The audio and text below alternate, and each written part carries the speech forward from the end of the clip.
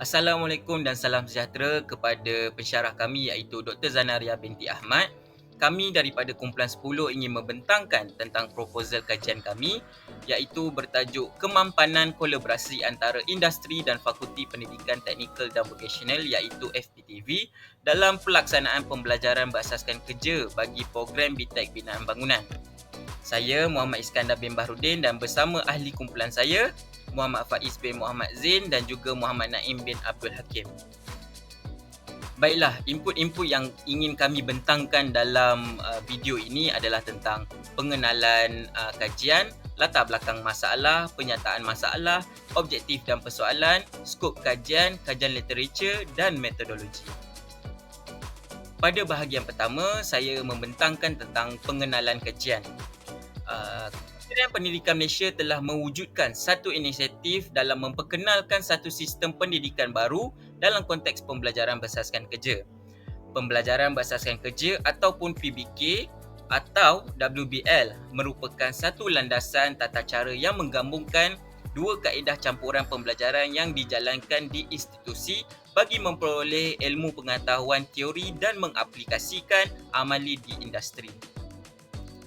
Seterusnya ialah latar belakang masalah, di mana latar belakang masalah di dalam kajian kami ini, isu dalam pembelajaran berasaskan kerja berlakunya penjajaran yang tidak sekata dalam memenuhi kompetensi oleh Malaysian Qualification Agency MQA ataupun Malaysian Qualification Framework, dan objektif pelaksanaan pembelajaran berasaskan kerja ini tidak mencapai pada tahap yang memuaskan dan pelajar tidak menguasai kemahiran yang sepatutnya seperti yang dirancang. Baiklah, seterusnya ialah penyataan masalah di mana menurut Rashid 2010, beliau menyatakan bahawa PBK yang dilaksanakan tidak mengikut garis panduan yang telah dibuat oleh MQF, di mana pihak industri menyatakan bahawa terdapat segelintir pelajar yang menjalani PBK ini masih tidak boleh mengaplikasikan pengetahuan yang dipelajari di institusi dan diterapkan di tempat kerja. Selain itu, menurut Ishak Awang dan Muhammad Ghazali, beliau menyatakan bahawa pelajar yang sedang menjalani PBK ini tidak mengetahui dengan jelas mengenai objektif pembelajaran yang dilangsungkan. Lain pula menurut Stewart 2019 yang menyatakan PBK ini tidak mempunyai keseragaman pengetahuan di antara institusi dan industri sehingga tidak mencapai objektif pembelajaran PBK itu sendiri. Oleh itu, objektif kajian kami ini adalah untuk meneroka kepentingan kolaborasi antara institusi dan industri dalam pembelajaran berasaskan kerja. Seterusnya ialah mengenal pasti tahap kesediaan institusi dan industri terhadap pembelajaran berasaskan kerja, serta mengenal pasti tahap hasil pelaksanaan PBK bagi pelajar FPTV, khususnya pelajar BTEC Binaan Bangunan berdasarkan persepsi pembimbing. Jadi persoalan kajian adalah apakah kepentingan kolaborasi antara institusi dan industri dalam PBK. Dan seterusnya, apakah kesediaan institusi dan industri terhadap pembelajaran berasaskan kerja? Adakah tahap hasil pelaksanaan PBK ini bagi pelajar FPTV mencapai matlamat institusi berdasarkan persepsi pembimbing? Seterusnya adalah skop kajian. Skop kajian kami ini ia lebih tertumpu kepada pelajar program BTEC Binaan Bangunan di FPTV di Universiti Tun Sri Malaysia.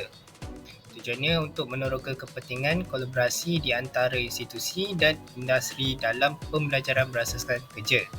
Kajian ini juga akan memberikan tumpuan kepada output hasil daripada kerjasama antara pihak industri dan institusi.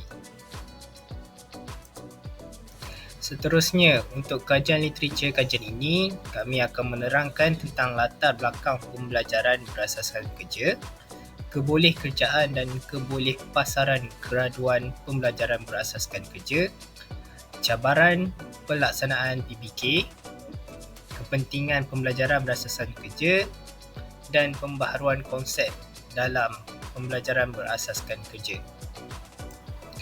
Dalam metodologi kajian ini, reka bentuk dan kaedah pendidikan yang kami gunakan adalah secara kuantitatif, iaitu secara temu bual. Instrumen kajian yang akan kami guna adalah soalan berstruktur dan terbuka. Persampelan ataupun responden diwakili oleh wakil industri, tenaga pengajar FPTV, dan pelajar BTEC Binaan Bangunan. Kerja rintis ataupun pilot test dibuat dengan 3 kategori, iaitu merancang soalan, ujian skala kecil dan sekali membuat penambahbaikan. Pengumpulan data dibuat dengan menulis dan ditranskrip semula jawapan yang diperolehi daripada jawapan responden.